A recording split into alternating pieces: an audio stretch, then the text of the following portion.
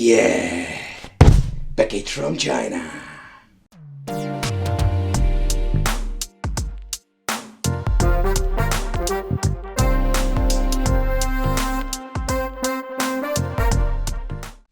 Hey, welcome back to the channel. It's awesome that you're tuning in. So in today's video we're going to take a close look at the retro arcade machine. How is this thing holding up in 2020? And the reason I'm saying this because it's a little bit older product if you look at the IO G1000.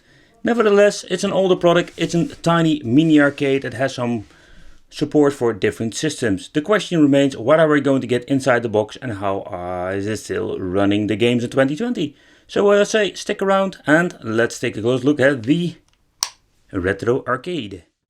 Alright, so let's do a little unboxing together and let's see what we're going to get. Because this is a portable device, you can just hold it in your hand or you can use it like a game system. Because we're going to get these extra controllers. Alright, so let's do a little bit of unboxing because I want to know and show you what are you going to get and how is it packed up. It's a very ingenious packaging. Here we have the AV out cable. So guys, sorry there's no HDMI output. They are still using the old mini USB. Even moving to Type-C, but no, they're still using the mini.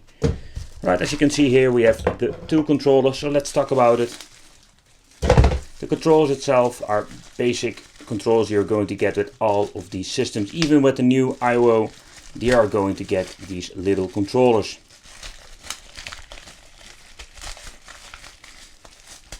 Just want to do a quick unboxing. As you can see over here, we're having the basic layout for fighting games, and I think for the most common games it will be fine.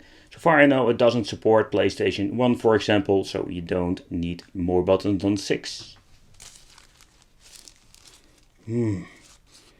Smells chemical. But what is very interesting with the retro arcade, I'm very curious what kind of software it is running on, because there is even an upgraded retro FW, if I'm saying it correctly. And there are even some kits you can stick a pie in it. A little bit overkill if you ask me and very expensive.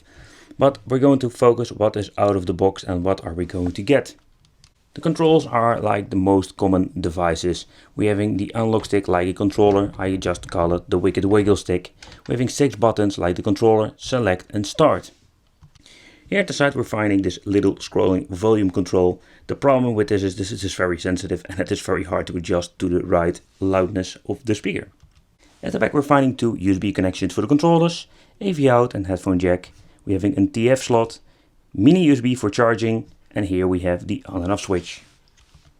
Funny thing is that you can see the 2 PCB boards inside and the little speaker over here, but what I already noticed with this version, there is no battery inside. So that is a little bit of a bummer, to be honest.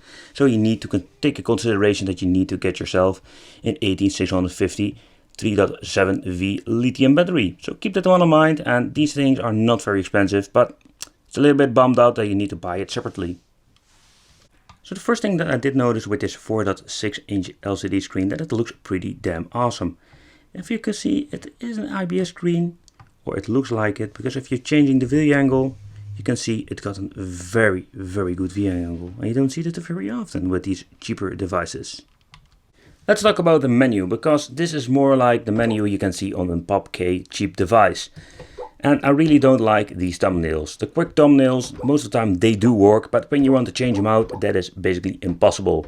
And if something happens to the file, you are having that shortcut on your desktop or your beginning menu. Here we can choose the game. If you want to go to the TF card or you want to go into the system itself.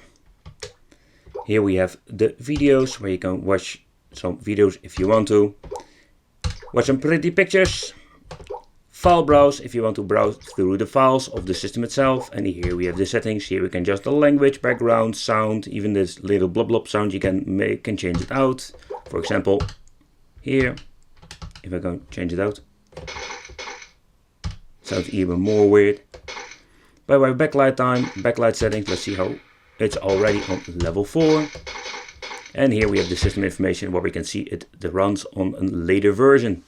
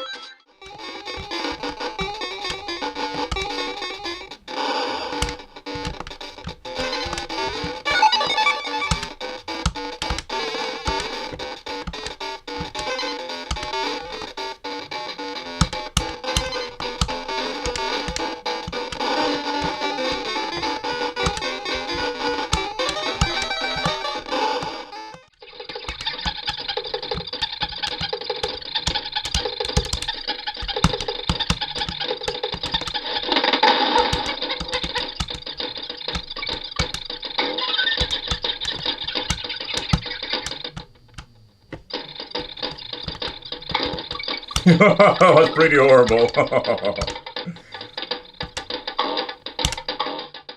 So here a quick overview of all the different systems that can be played on this retro arcade machine. But in the end, does one of these run perfectly? No. Or it is an FPS problem, or there are big sound problems. So this is what you're going to get with this retro arcade. Alright, so we can conclude that the retro arcade is not perfect and it's flawed in many ways. For example, if you look at the emulation, it's pretty damn awful compared with the competition.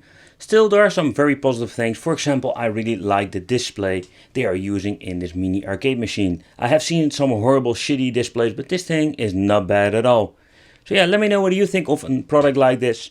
But I thank you for watching. Don't forget to subscribe to the channel and hit the little bell. Become on the Wicked family. And that means I will see you in the next one.